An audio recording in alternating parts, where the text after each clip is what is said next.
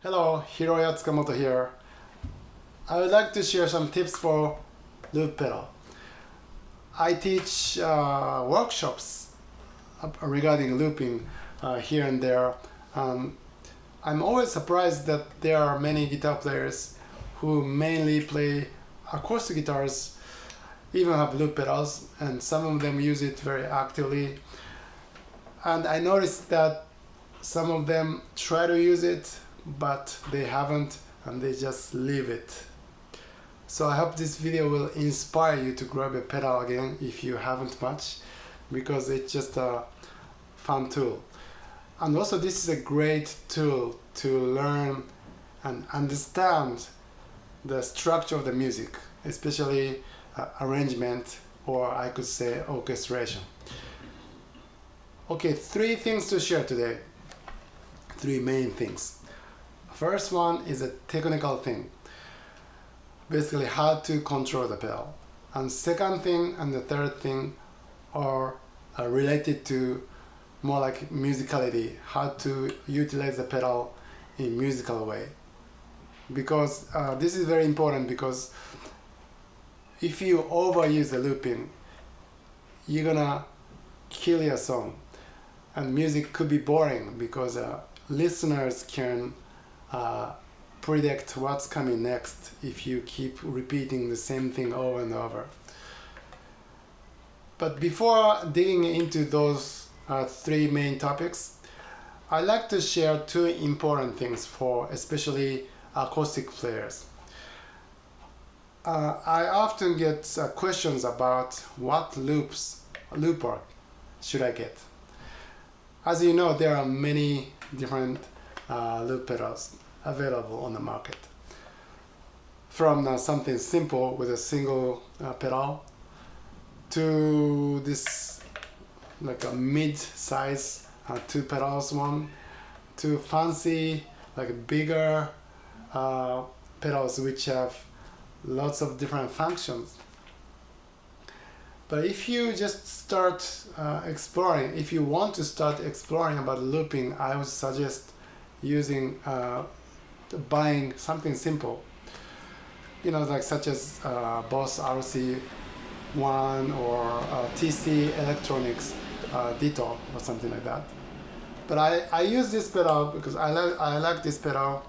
This is a good size for me, and this is the old pedal, Boss RC20XL. This is the older version of RC30, but it's still working very well. And what I like about this kind of pedal is that this has less loud clicking sound when I press the pedal compared to other, you know, metallic sound. This is important for me because I sometimes record layers with very quiet volume, and as a performer, I don't want audience notice, you know, when I press the pedal. I kind of want to use it like kind of secretly, so that, you know, audience can just hear the music goes on.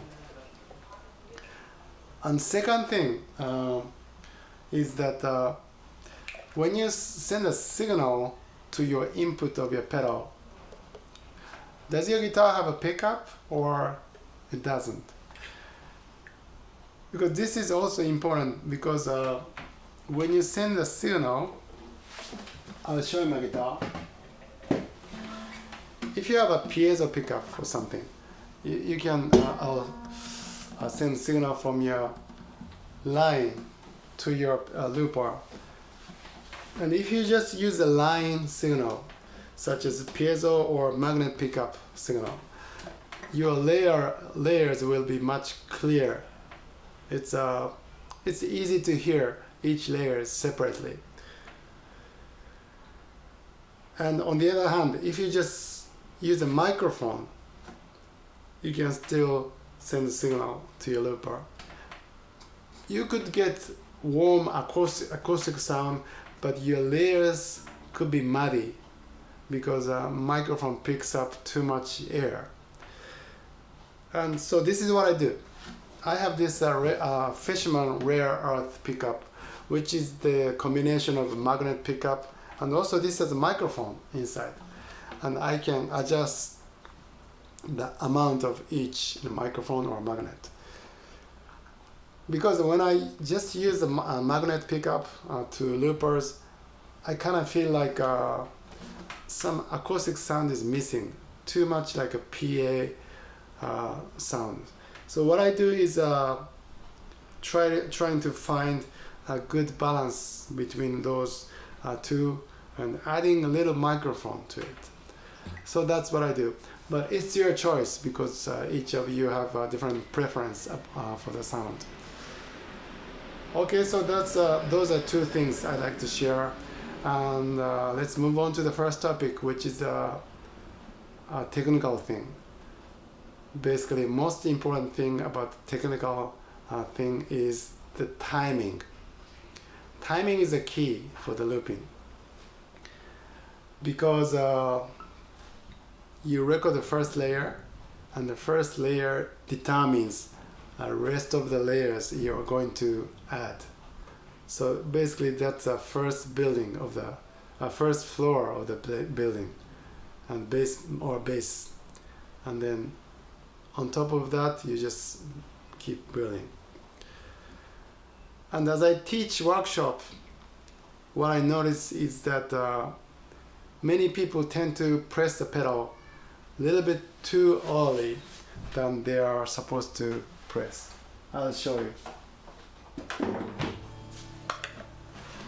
So if I count off 1, 2, 3, 4, this is the place you are supposed to press, but many people do this. 1, 2, 3, 4. And when you complete the loop, it's the same thing.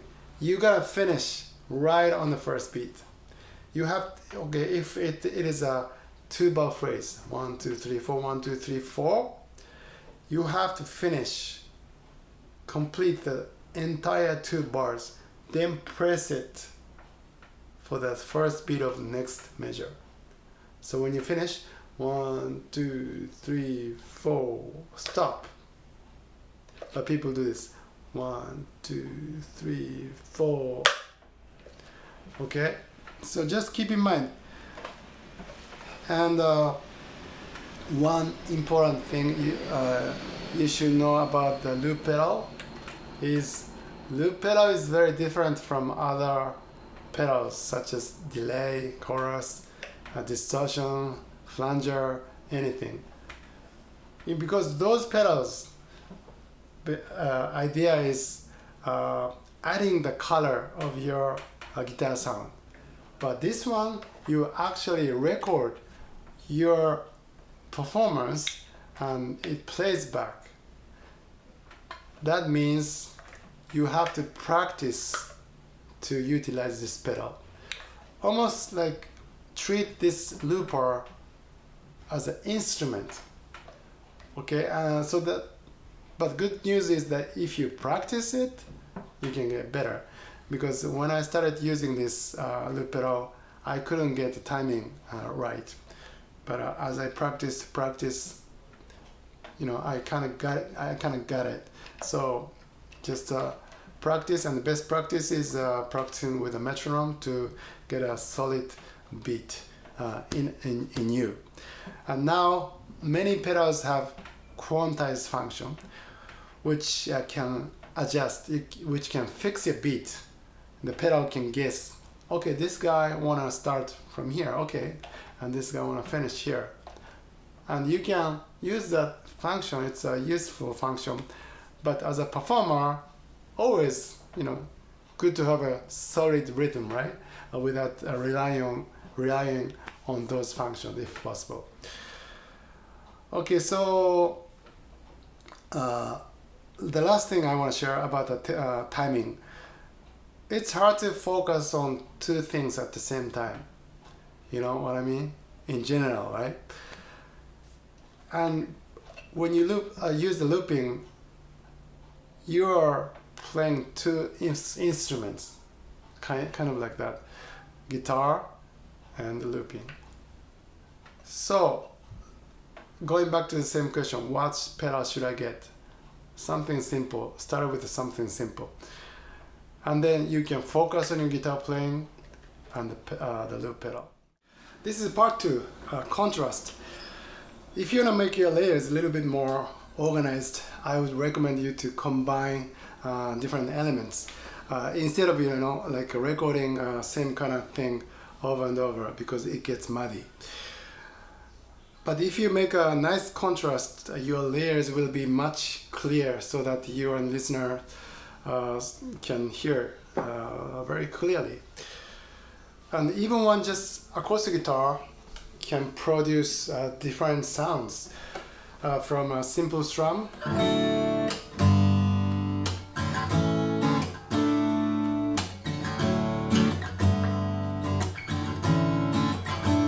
to a single note melody,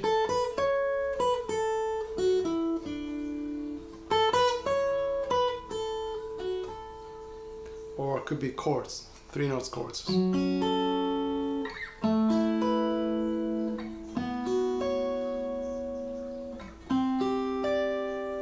or arpeggio.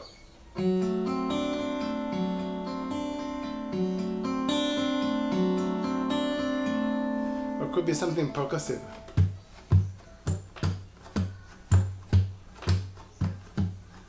Harmonics.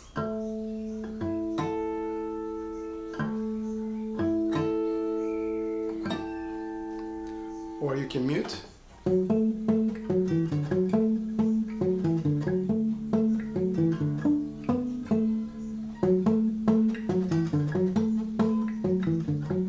Power chords.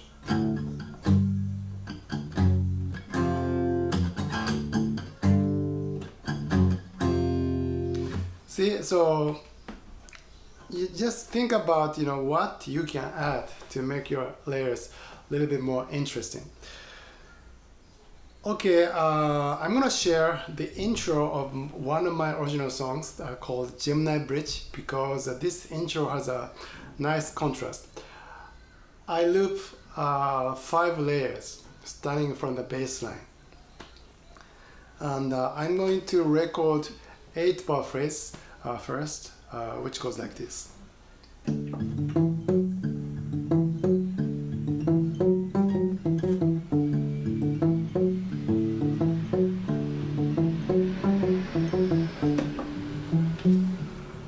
Okay, I play it back. And for the second layer, what I do is adding the melody line.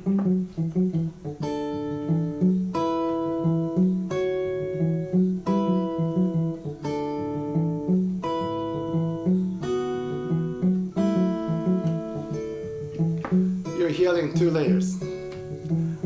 For the next third layer, what I do is like a pad effect.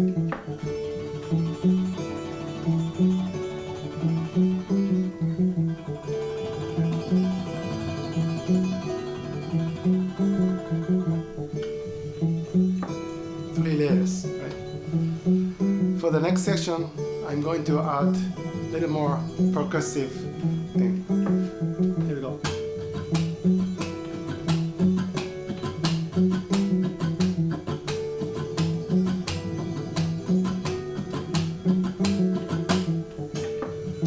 Four layers, right? And now, since I add 4 layers, I feel like my first layer is a little bit disappearing. So what I do is doubling the first layer, but 1 octave higher. Here we go. 2, 3, 4.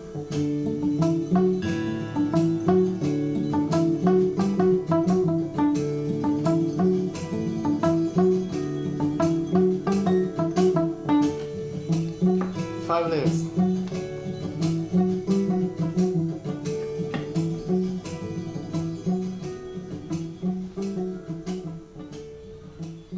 So that's the intro of my song. So that's how I did it. I started with the bass line,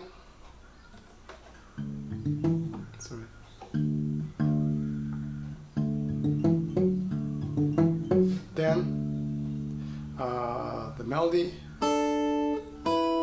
for the second layer. And third layer, I did a little bit like a pad effect. So like, and fourth layer, I added a percussive thing. Fifth layer, I doubled the melody line. Same as the first layer, 1 octave higher.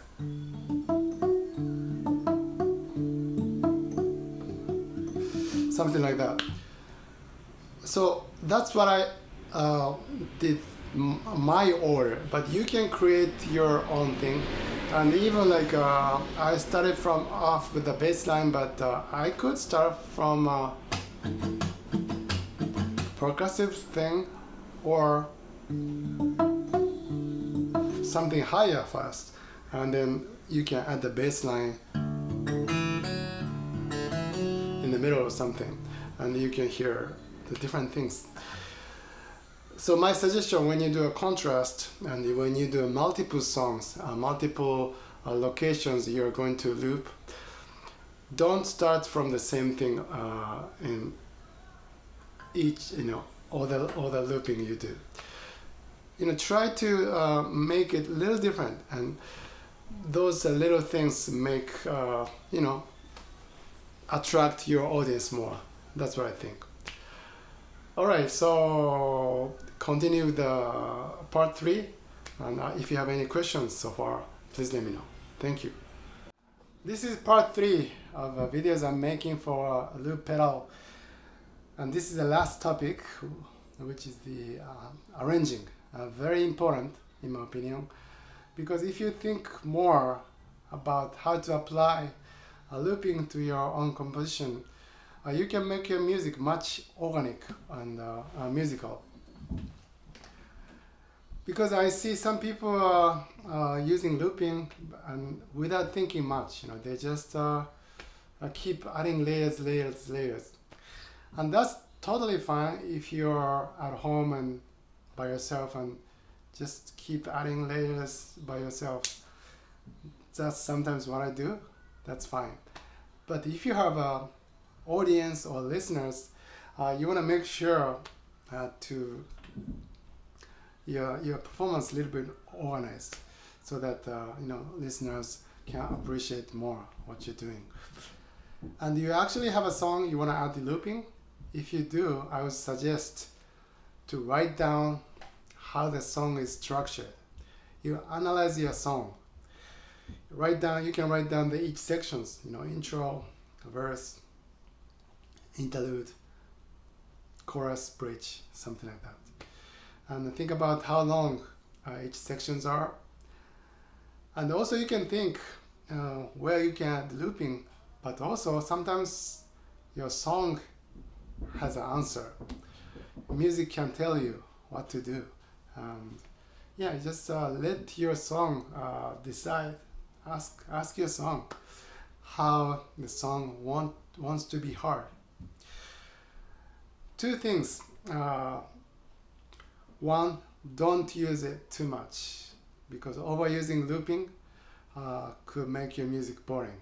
So think about sections you can add the looping. It could be just one section, intro, or even just the last part of your song. That's very effective. And if you have 2 locations you want to do looping, try to make each looping a little different. For example, if you do a looping in the intro part, something short, and for the later sections you're going to loop, you can do a longer and thicker looping. And if you start the intro part with a bass line, start from something else for the next section. And those little things, little ideas attract your audience more, I think. And that's very important. And lastly, I like to share again one of my original songs, same songs I shared for the last video, part 2 video, Gemini Bridge. But this time I'm going to play a whole song, the entire section. This song consists of 4 different sections: intro, A, interlude, and B. And the sections I'm going to loop are intro and the B, last section, B part. And the middle two parts, A part and the interlude part, I'm just going to play acoustically, because I play mainly acoustic guitar, and this is already a complete, a beautiful instrument which can produce a beautiful sound. So why not? Even just a simple single note or arpeggios are enough, right? And my goal as a performer is making a good balance between acoustic part and the looping part. Okay, I'm gonna try to play Gemini Bridge, and I will explain later. This is how it goes.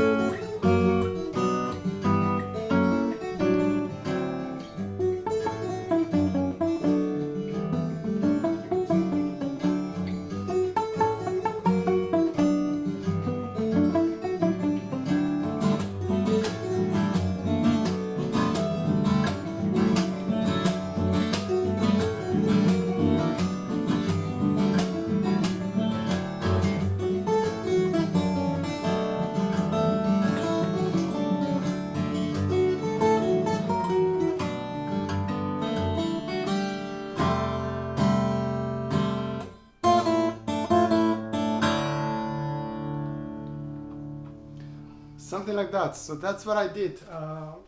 Looping for the intro part, I think I did the 5 layers. And the A part, just playing the melody line. And the interlude part is kind of vamp part. Little bit rhythmic. Basically, this is a preparation going to the next B section, which is and that part I record the first layer, and I build up gradually toward to the end of the song. And the end of the song, I fade out. I press the fade out button so that music is disappearing, and then I started playing the same melody, like overlapping, and then I finish the song with just pure acoustic.